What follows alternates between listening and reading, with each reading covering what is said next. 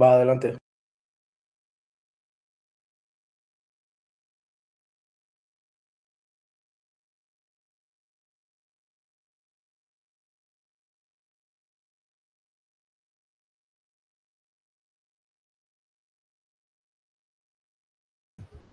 ¿Ahí se ve? ¿Sí? Sí. Ah, ok. Bueno, primero que nada, buenas tardes. Hoy les voy a explicar, ¿verdad?, lo que es la displasia congénita de cadera. Esta pues es una enfermedad que es muy usual en pediátricos y la vamos a ver.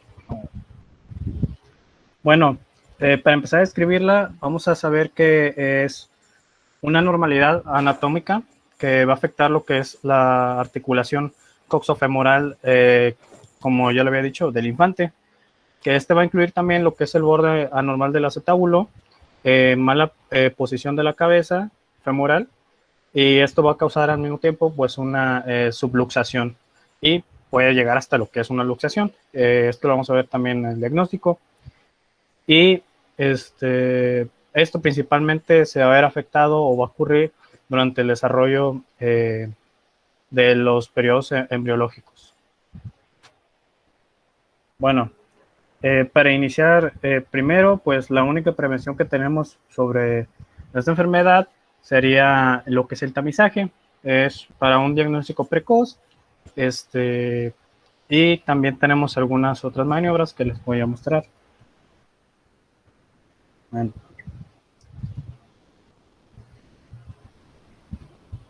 Bueno, la principal, pues comenzaríamos haciendo lo que es la exploración, revisando primero los pliegues, pero antes de esto tenemos que checar, o sea, antes de hacer todo un examen físico, tenemos que empezar a investigar el historial del paciente. Es más común o es más propenso lo que son en las niñas, que vienen principalmente con la presentación pélvica. Bueno, se dividen en tres grupos, en el grupo de bajo riesgo, de intermedio riesgo y de alto riesgo. En un grupo de bajo riesgo, pues ahí vamos a incluir lo que son los varones que no tienen ningún antecedente familiar positivo. En un riesgo intermedio vamos a tener lo que son las niñas, que pues son las más frecuentes, pero estas no tienen un factor de riesgo. Y también aquí vamos a incluir a los niños, pero que tienen o que nacieron con la presentación pélvica. Y en un riesgo alto vamos a tener las niñas con antecedentes familiares positivos y que tenían una presentación pélvica. Seca, tu diapositiva no avanzó. Bueno, a mí no me avanzó. No estoy avanzando, lo estoy explicando. Ahorita lo avanzo. Gracias. Bueno, entonces, ahora sí vamos a empezar con el diagnóstico. Bueno, tenemos aquí dos principales maniobras. La primera que tenemos aquí es la de Barlow y la segunda pues tenemos la de Ortolani, perdón. Bueno, estas, ¿qué nos van a ayudar? Bueno, como sabe, principalmente estas son específicas para lo que es la displasia, ¿no? Compañero, perdón que le interrumpa, ese es mi tema, eso me toca a mí. Ah, bueno, pues como que es diagnóstico, nomás era por encimita, bueno. Sí, si quieres, bríncatelo. Ah, bueno, ok. Bueno, otro signo, pues, bueno, no sé si también este es otro tema, el de pistón y Galeazzi. Sí, también déjalo pendiente. Ah, bueno, entonces, bueno, vamos. Nada más, bueno, pues me brinco todo el diagnóstico. Ahora, no sé si también van a esto de parte de, va a ser otro tema o no. Ese sí, dale. Ah, bueno. Tenemos, cuando vamos a hacer en un estudio de imagen, vamos a ver, bueno, principalmente le vamos a pedir lo que es una radiografía, ¿no? Es un gold standard. Y vamos a checar nuestras líneas, vamos a tener lo que son, a ver, ¿se ve mi mouse? Bueno, aquí vamos a tener las 3 líneas principales. Esto es una radiografía normal. Principalmente tenemos aquí las que son de Shelton. Tenemos acá las que son de Higgin Rainer y tenemos la de Perkins, que son esas también. ¿Cómo vamos a diagnosticar ahora pues una displasia, no? En este aspecto vamos a tener algo que se llama la triada de Buti, o bueno, yo lo encontré así, que vamos a tener lo que es un techo oblicuo. A ver, vamos a ver si puedo señalarlo aquí. Bueno, vamos a tener lo que es vamos a tener un techo oblicuo. Bueno, ese es el lado. Vamos a tener un techo oblicuo y vamos a tener también un núcleo que va a ser hipoplásico. En este lado lo ven aquí. Y pues principal que va a estar separada lo que es la metáfisis. Esa es la triada. A ver, déjame ver si tengo otra imagen. No, no tengo. Pero bueno, aquí tenemos otra más que podemos ver. Y también, pues obviamente estos signos radiológicos, además que nos van a llevar a que si, o sea, esto es pues parte del diagnóstico y todavía los otros 2 signos que les había dicho. Y también que como un diagnóstico tardío, pues vamos a tener lo que es la marcha de Trendelenburg, el de Duchenne, de Joy Roberts, y pues son las principales. Bueno, eso también son temas. ¿Las marchas o no?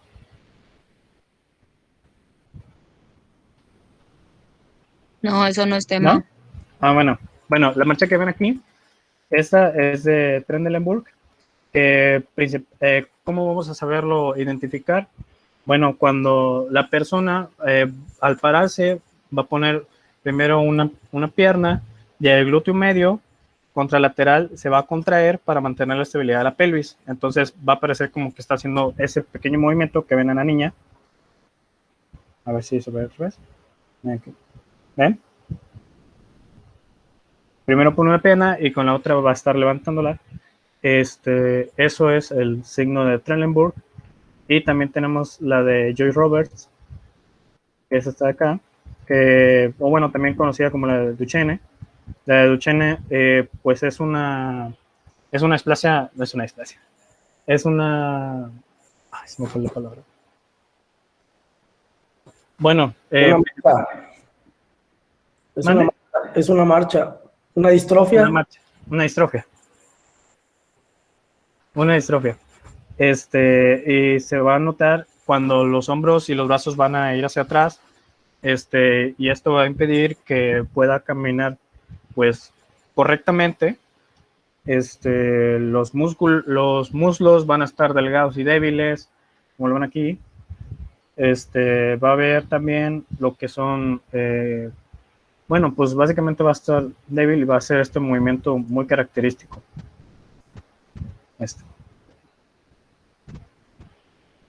Y la de Joy Roberts, bueno, no la puse aquí, pero también es una forma de, se nota más cuando se para, vaya.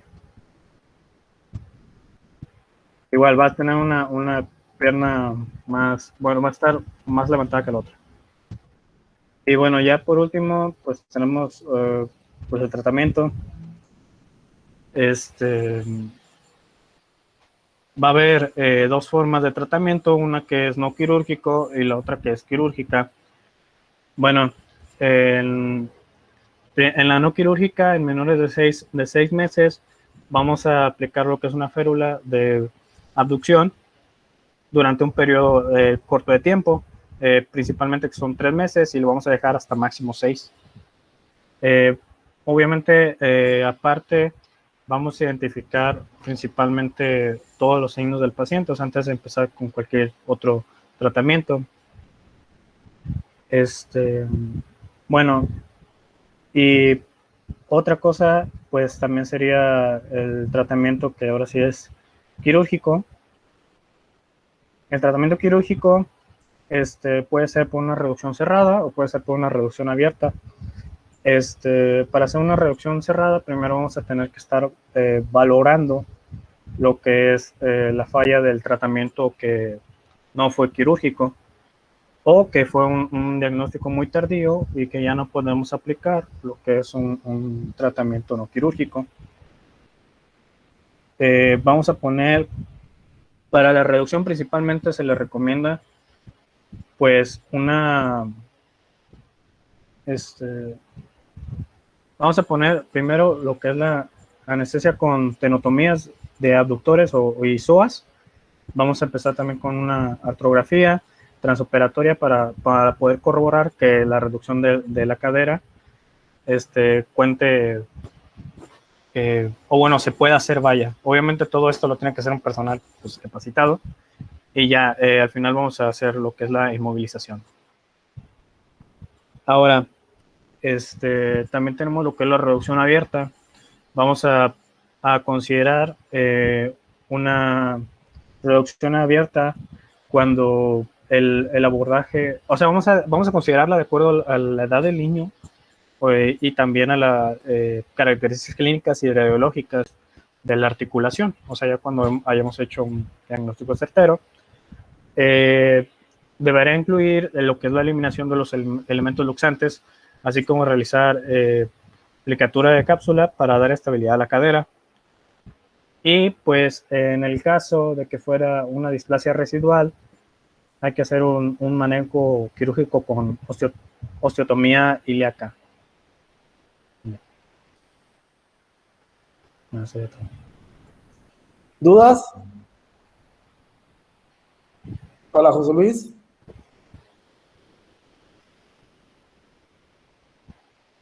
Ok. José Luis, ¿puedes poner tu diapositiva 2? Sí.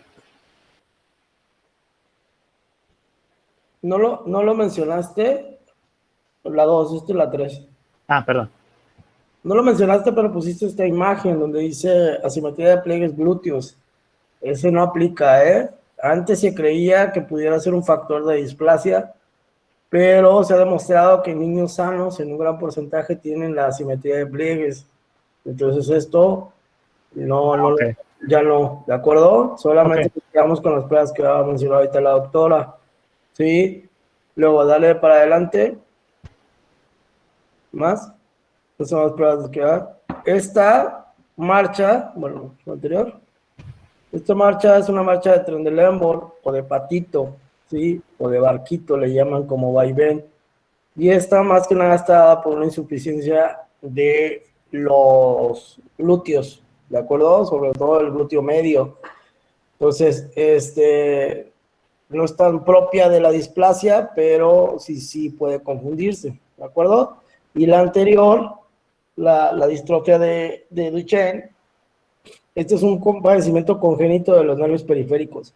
Aquí lo característico es que tú le dices al niño que lo sientas en el piso, completamente en el piso, sin ningún apoyo alrededor, y le pides que se levante y hace todo como un tipo de mecanismo para levantarse, ¿verdad? Primero se apoya sus pies y se apoya de sus rodillas y luego ya se puede incorporar. Un niño sano se levanta completamente sin ningún tipo de estarse apoyando con los brazos, pero eso es por una debilidad de sus músculos en general. Y lo menciona el capítulo porque es un diagnóstico diferencial, más que diferencial, perdón, es un padecimiento que se relaciona mucho con la displasia de cadera.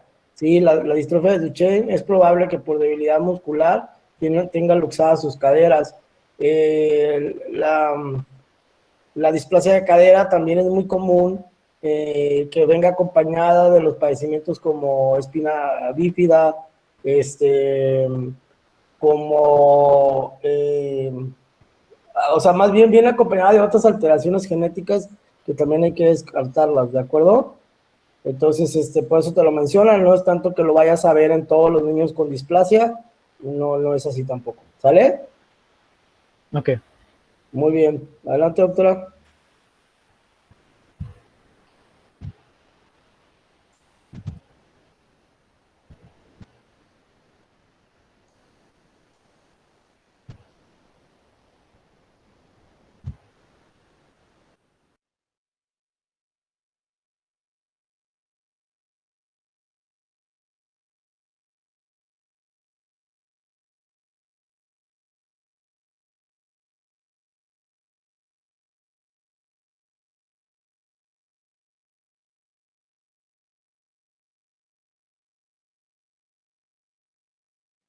Sí, es que mi compañero Fonsi me va a hacer el favor de proyectarlas por mi señal.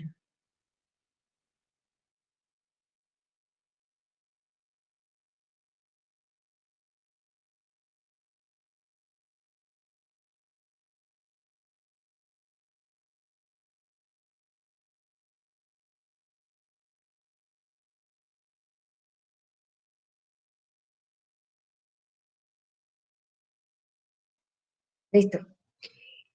Hablando de la displasia, del desarrollo de la cadera, comentó algo muy importante mi compañero Fonseca, que quiero que se queden con eso, que hay una relación anatómica de los componentes de la articulación coxo-femoral, que incluye el acetábulo, fémur y pues las partes blandas.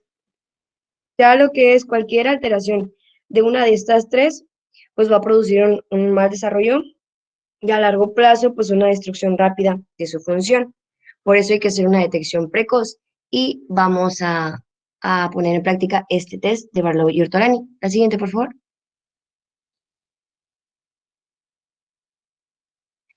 Bien, específicamente lo que es en el recién nacido, pues vamos a encontrar ya signos de inestabilidad.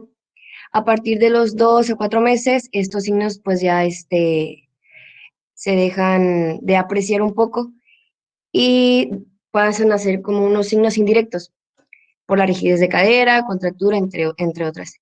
Específicamente hablando de este signo de Barlow, este nos indica que la cadera está reducida, pero es fácilmente luxable.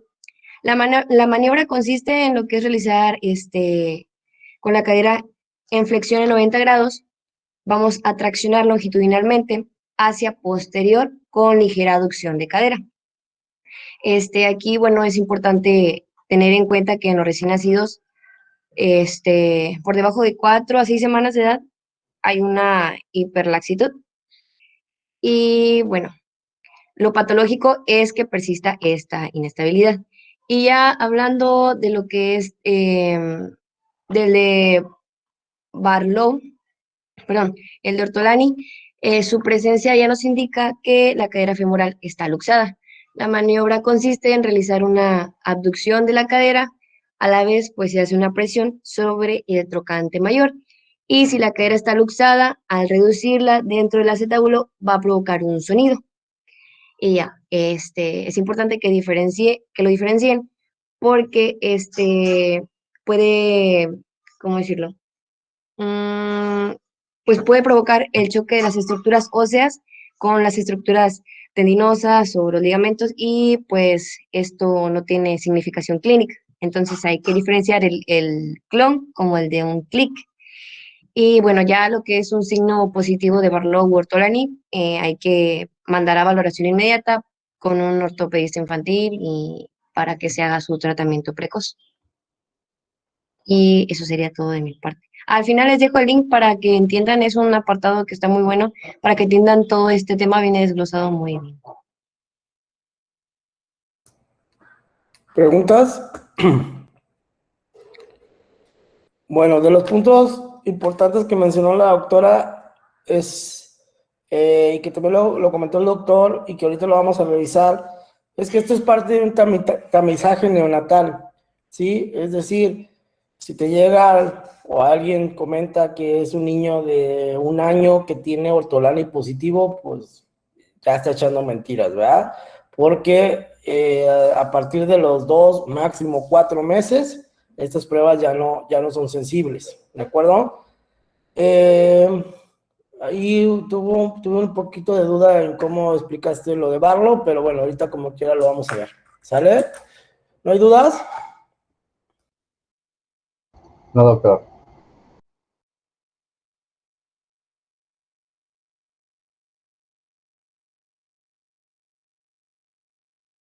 a revisar este tema, como lo venimos haciendo. Este tema se complica un poco poner casos clínicos porque realmente es un diagnóstico intencionado, ¿sí?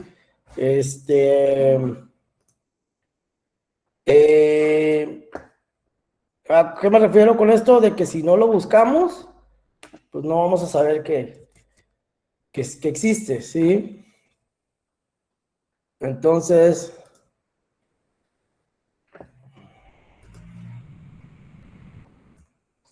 la displasia congénita de cadera, quizás voy a repetir muchas cosas de las que ya dijeron sus compañeros, pero son con las que al final para tema de examen nos vamos a quedar, ¿de acuerdo? Este tema en particular, como bien dijo el doctor Fonseca, es de los padecimientos más comunes en los niños y como es parte de un tamizaje, ¿a qué me refiero con tamizaje? Es a todos los niños cuando nacen se lo tienen que hacer, ¿de acuerdo? Así como les hacen la prueba de Capurro, la prueba de Apgar, tienen que hacerle la exploración de su cadera, ¿sí? Y cualquier duda que tengan se tiene que reportar la posibilidad de una displasia de cadera. Esto porque las consecuencias de que se nos vaya el diagnóstico pues son severas en el desarrollo de la cadera y por ende del niño, ¿de acuerdo?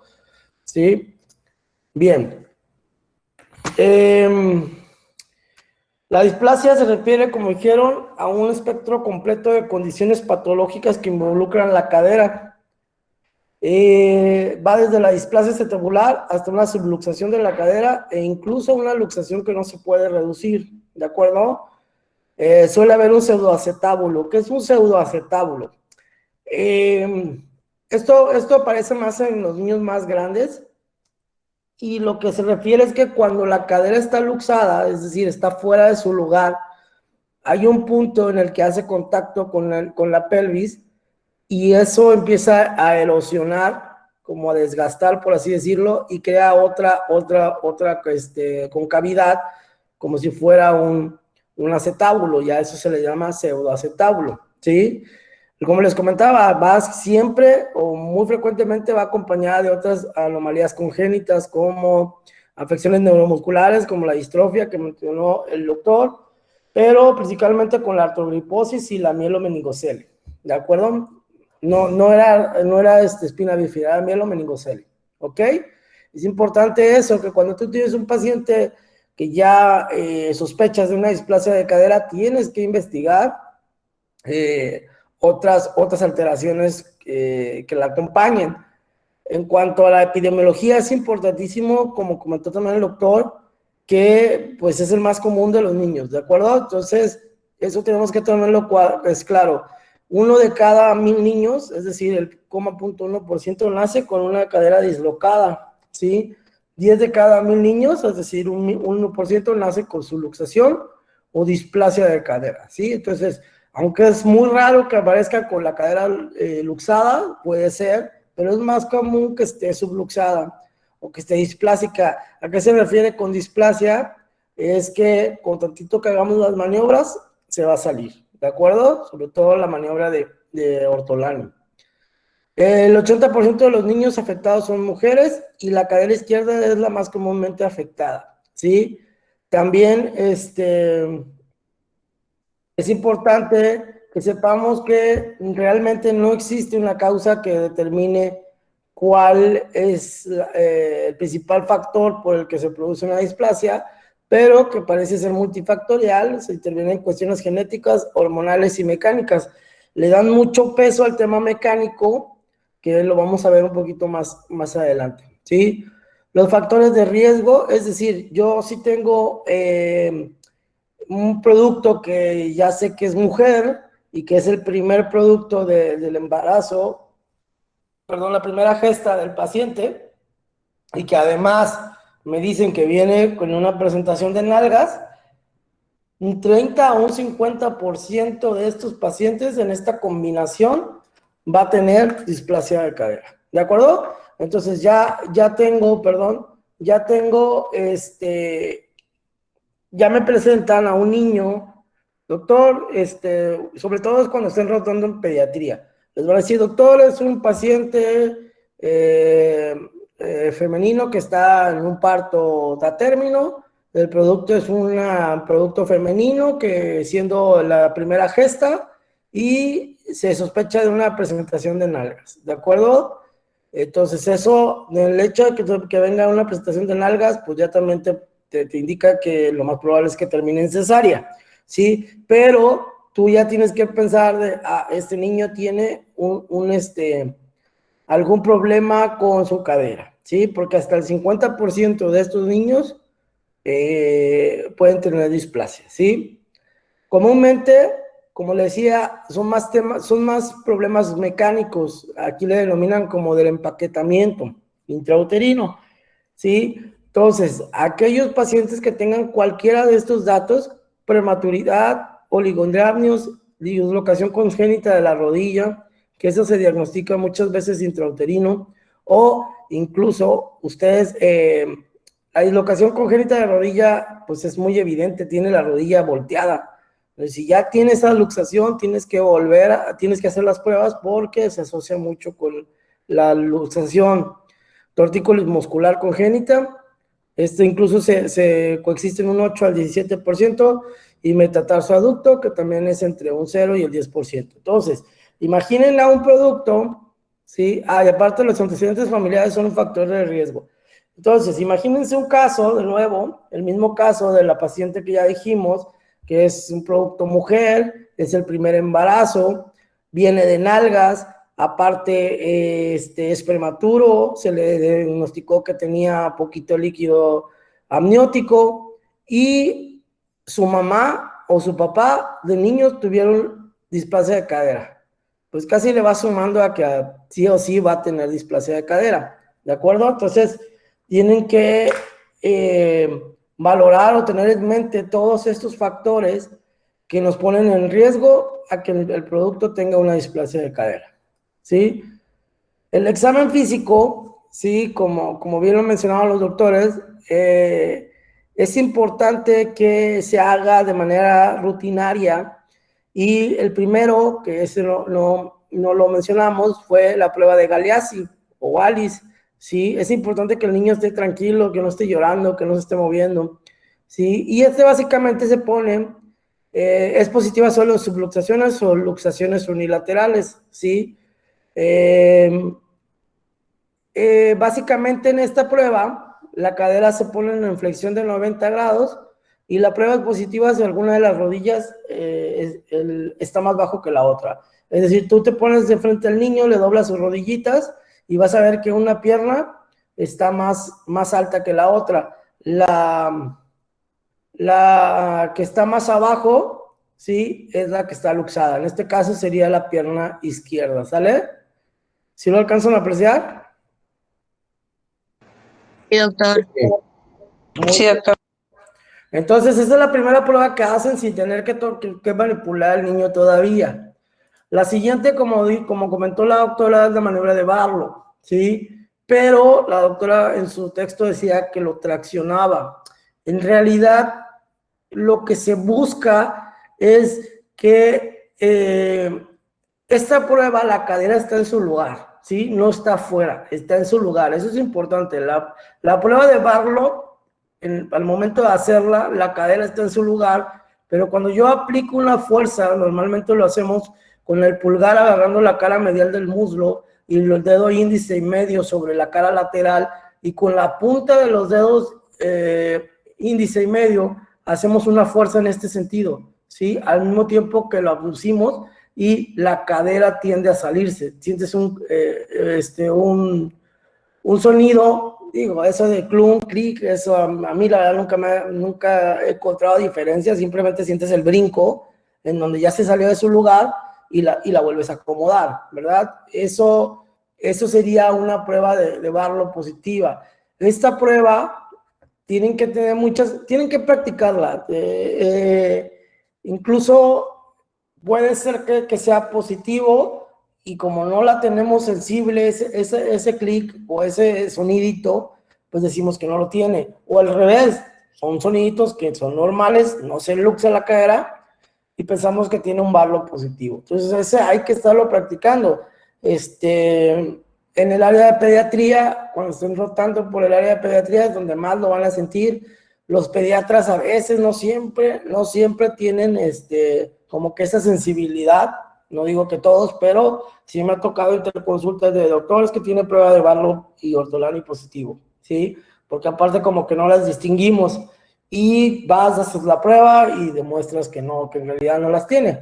Pero bueno, es parte de estarlas practicando, ¿sí?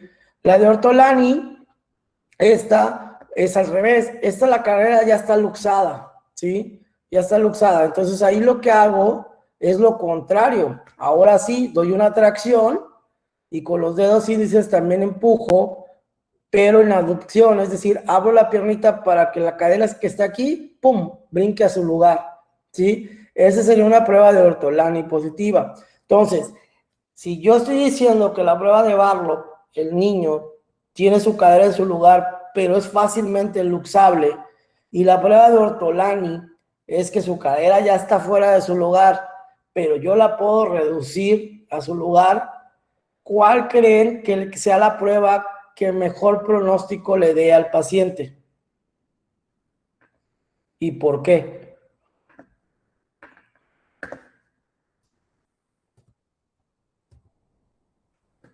¿No me expresé bien? ¿A qué se refiere o sea, en cuestión de pronóstico? ¿Cuál sería más grave encontrar una prueba positiva de Ortolani o una prueba positiva de Barlow? ¿Y por qué?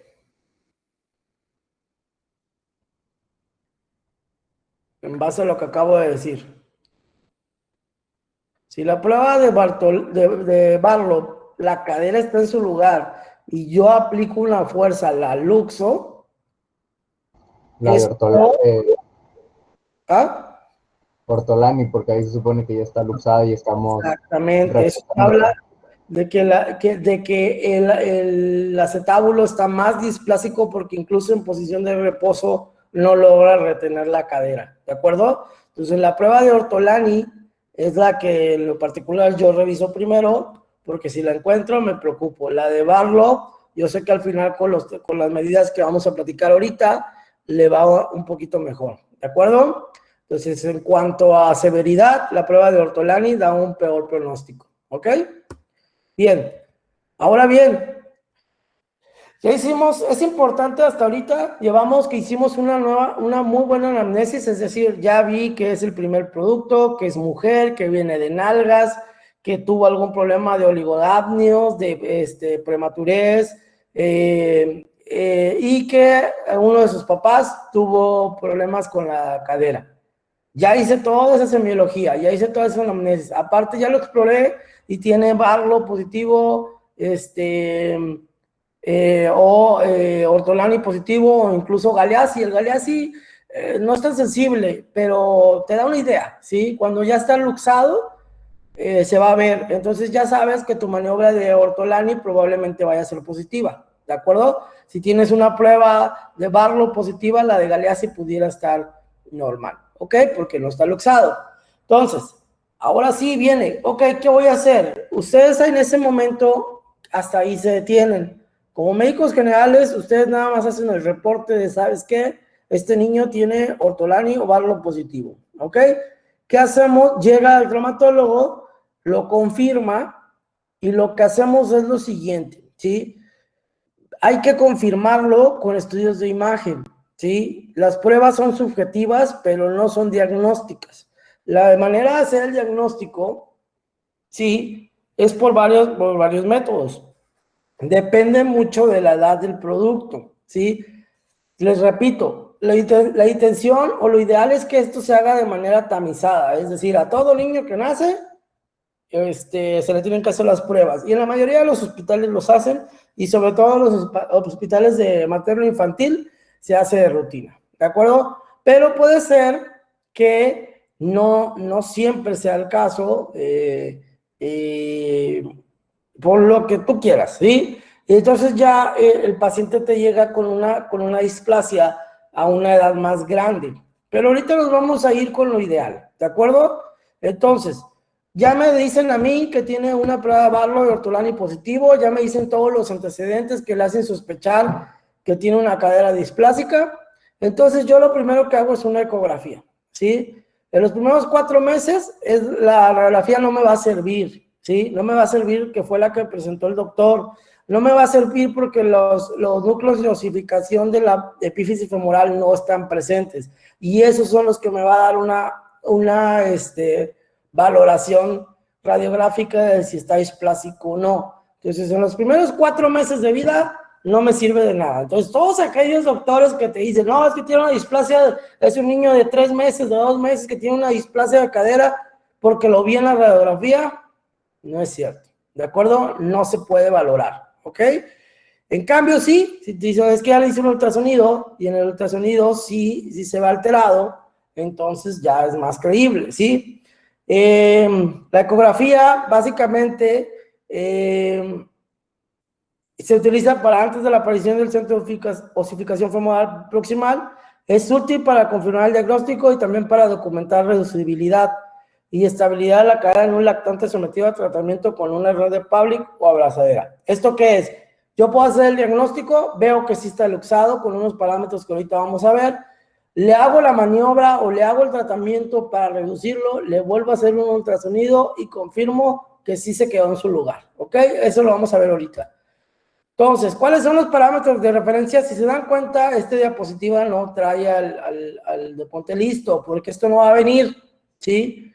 Pero sí que sepan que el lector del ultrasonido se pone en la piernita del niño y lo que vemos es este eje o esta Y que me habla sobre el acetábulo, ¿sí?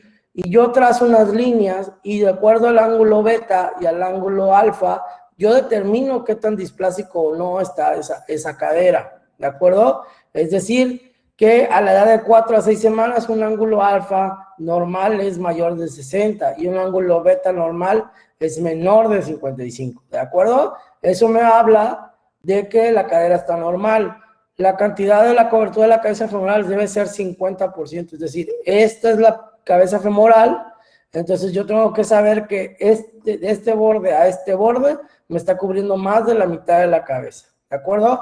Entonces esos son parámetros que se hacen con ultrasonido cuando se sospecha de una displasia de cadera, ¿sí? Si yo tengo un ángulo alfa menor de 60 y un ángulo beta mayor de 55, yo ya sé que tiene displásico el acetábulo y que seguramente la cobertura de la cabeza no es mayor al 50%. Entonces yo vengo y le doy un tratamiento que en estos momentos es el arnés de Pavlik, y lo que hago es volver a tomar un ultrasonido para confirmar que ahora sí los parámetros están dentro de normalidad, sobre todo la parte de la cobertura de la cabeza femoral, ¿ok? Bien, ahora sí, ya tengo un poquito más yo lo dejo 3 semanas, 4 semanas, ¿sí? Con mi tratamiento, y ahora sí ya puedo tomar una radiografía porque mis núcleos de osificación del fémur proximal ya aparecen. Y entonces sí, ponemos tanto la línea de Perkins, la de Henreiner, y la línea de Shelton, que básicamente es continuar la sínfisis del pubis con el ángulo diaficiario femoral, ¿de acuerdo? Cérvico diaficiario femoral. Entonces yo, aquí en esta radiografía, yo ya tracé mi línea P, mi línea H y mi línea de Shelton, y sé que concuerda la línea de Shelton, y luego trazo en todo el soporte del acetábulo, que es una otra línea. El índice que debe hacer aquí, el índice acetabular, o la medida que me tiene que dar de aquí a aquí, es 27.5 grados a los primeros meses de vida, y después a los 24 meses de edad el índice disminuye hasta 21. Es decir, ¿qué me refiero con esto? Los primeros meses yo puedo tener un acetábulo ciertamente displásico, pero si ya tengo más de 2 años, no puede estar tan displásico, tiene que estar casi horizontal, ¿sí? 21 grados, para considerarlo normal. Ahora, lo importante también es que en este cuadrante que hacemos con la línea P y la línea H, la cabeza femoral o el núcleo de osificación proximal femoral debe de quedar en el cuadrante ínfero-interno, ¿de acuerdo? Este sería el cuadrante súpero-externo, ínfero-externo, súpero-interno, ínfero-interno, ¿de acuerdo? Entonces, si yo les pregunto en el examen, ¿en qué cuadrante de las líneas de medición radiográfica de la displasia de cadera se debe de encontrar el núcleo de osificación? Me tienen que decir que en el en el ínfero interno, ¿de acuerdo? Este caso es una cadera displásica, pero lo único que destaca esta imagen es que la línea de Shelton no concuerda. ¿Sí lo ven? Hay una discrepancia entre el ángulo cérvico diaficiario del fémur. Entonces, por ejemplo, en esta radiografía, ¿cuál es la cadera displásica y por qué?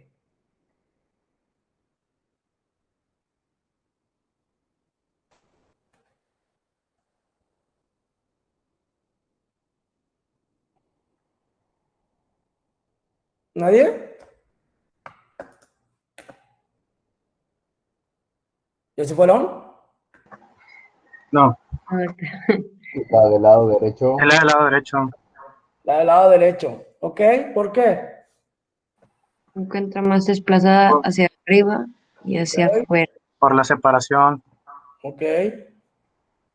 Y en cuanto a las líneas que acabamos de marcar, la línea de Shelton de este lado, ¿sí? Concuerda, y la de este lado, se fue, ¿verdad? Si trazamos las líneas que acabamos de comentar, vean dónde está el núcleo de osificación de esta y dónde está el núcleo de osificación de esta. ¿Sí lo ven? Entonces, y luego vean la inclinación de este acetábulo, que es normal, y vean la de este, casi está vertical. Entonces, aquí tengo una cadera displásica del lado derecho. ¿Ok? Bien. Y luego está esta medición, que es un poquito más para pacientes con un poquito más de edad, porque ya veo una cabeza femoral, ya puedo determinar el punto central, y determino otro ángulo, ¿sí? Que esto es para pacientes mayores de 5 años, y el ángulo entre el centro del borde debe ser menor de 20 grados. También es meramente informativo este dato. Ahora bien, esta tabla es quizás de lo más importante de este tema, ¿sí? Es decir, ¿cómo lo voy a manejar? Y depende del grupo etario en el que se encuentra. Normalmente lo dividimos en 3 etapas. De los 0 a los 6 meses, ¿sí? Una paciente con cadera displásica, no está luxado, solamente tiene datos de displasia, entonces sí, pongo el arnés de Pavlik. ¿De acuerdo? ¿Cuál es el arnés de Pavlik? ¿Sí? El arnés de Pavlik es este arnés, ya lo venden hecho, ya lo venden prefabricado, viene con unos velcros, pero la primera vez que tú lo agarras,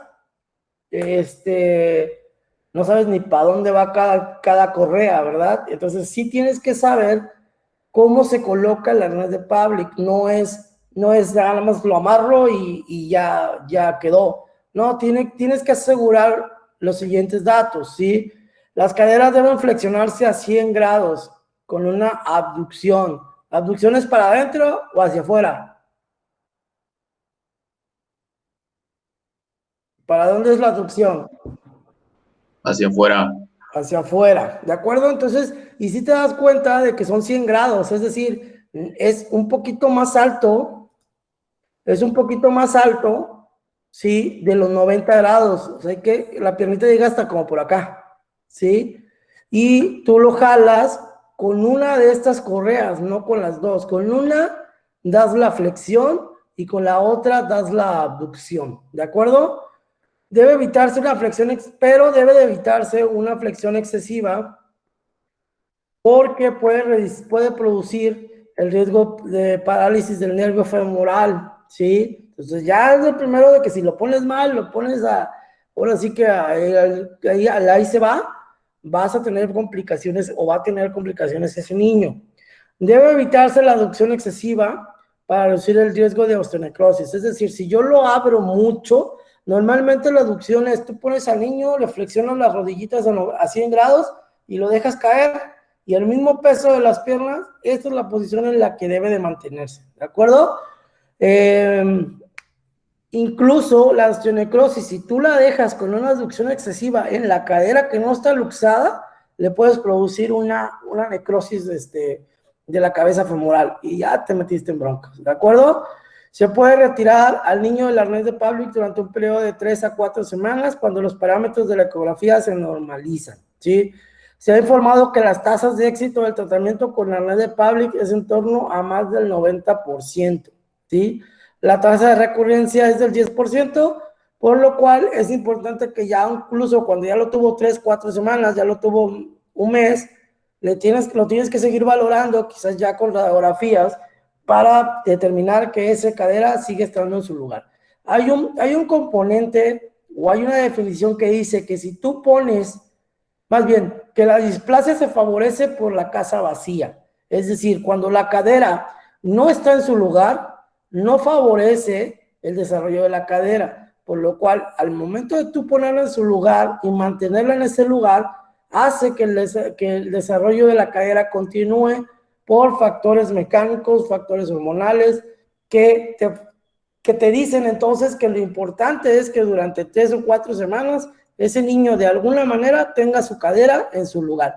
Y vamos a ver que la mayoría de los tratamientos o todos los tratamientos para este padecimiento, lo que busco es que esa cadera de alguna manera, la que sea, esté dentro del acetábulo. ¿De acuerdo?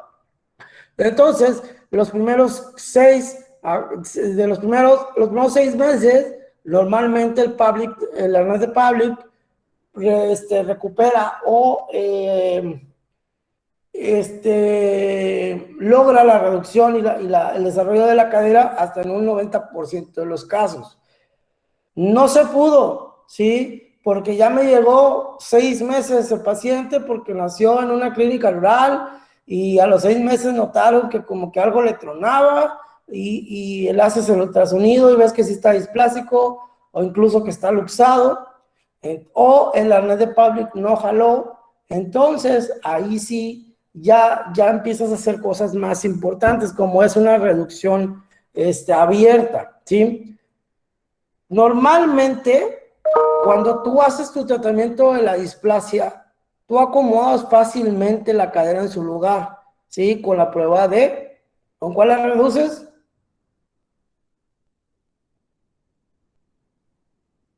¿Qué prueba reduce la cadera? Barlow. No, esa la luxa, ¿sí? Ortolani.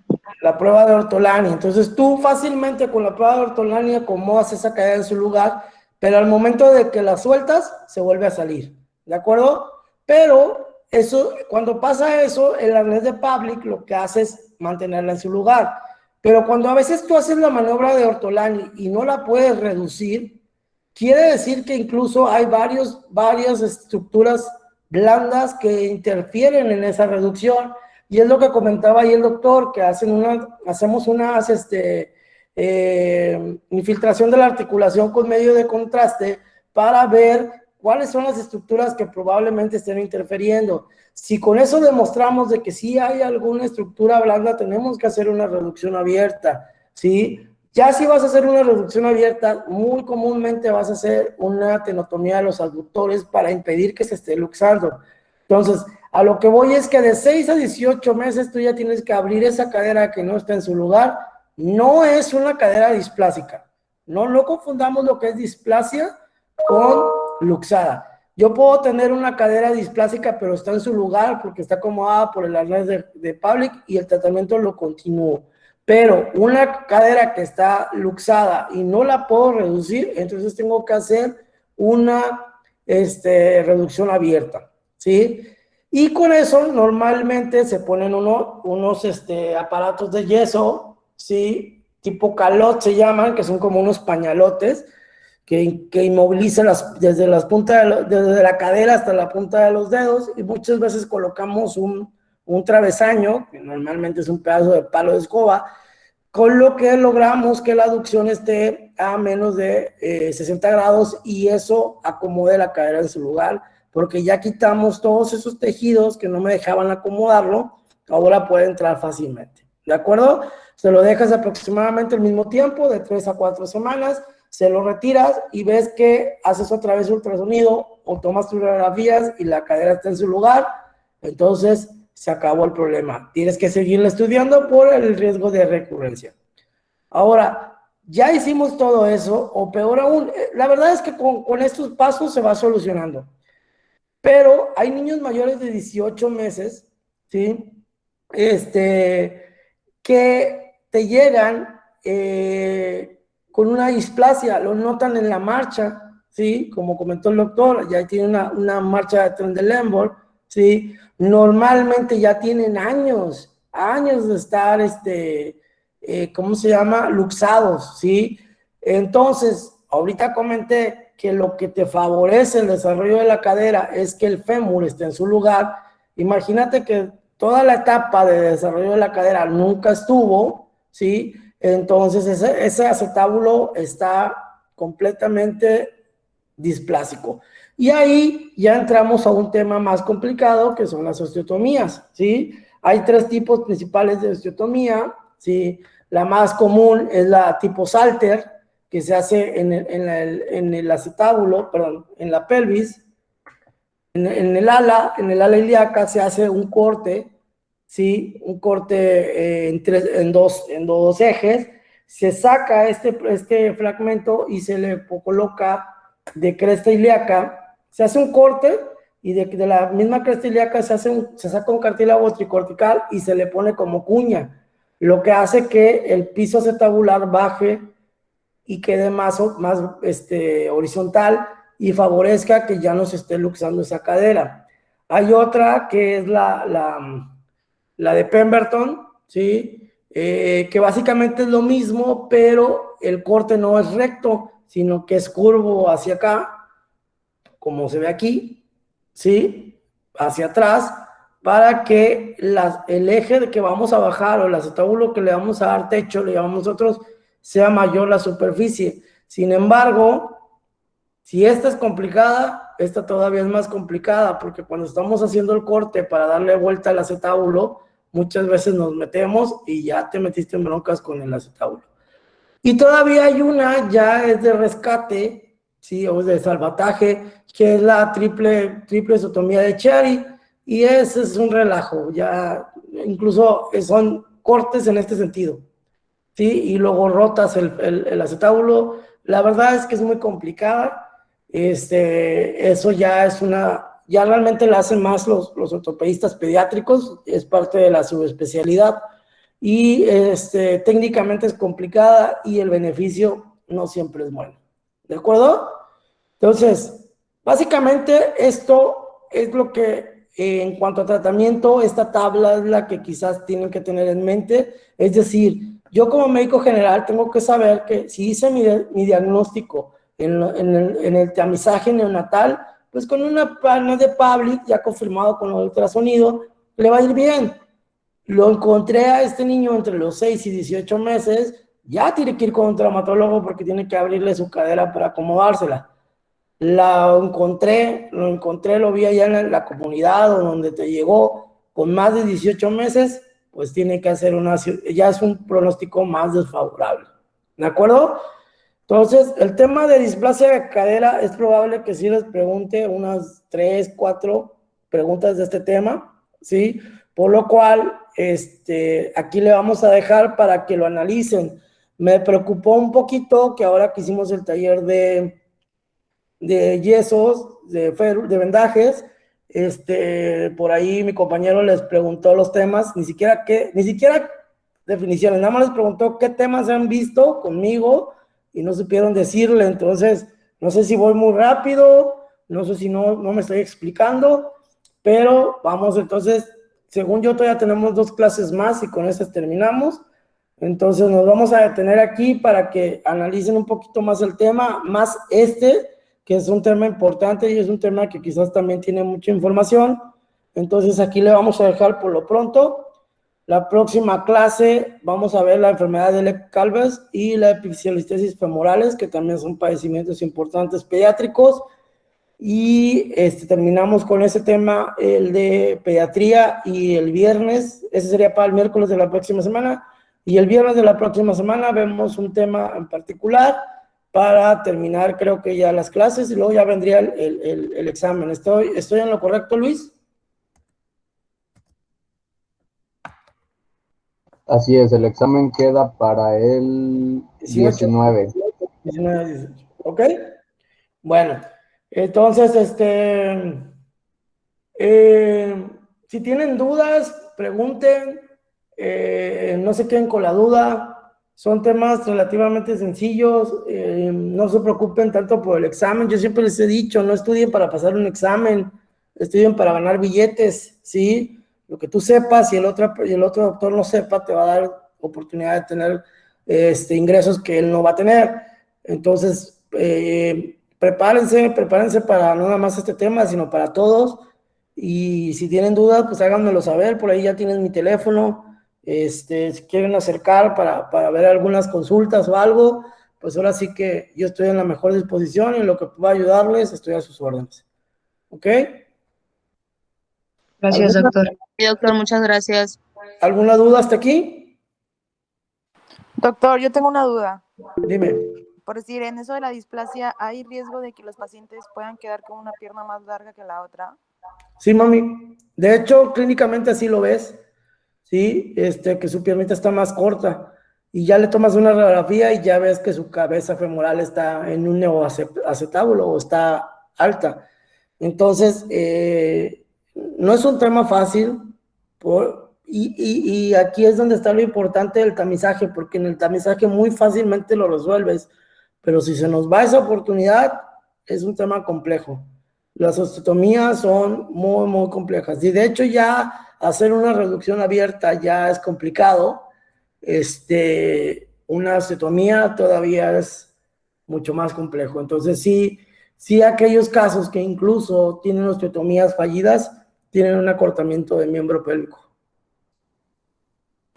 Ok, gracias, doctor. ¿Sí? ¿Alguna otra duda? Bueno, entonces los veo el miércoles, primeramente. No, los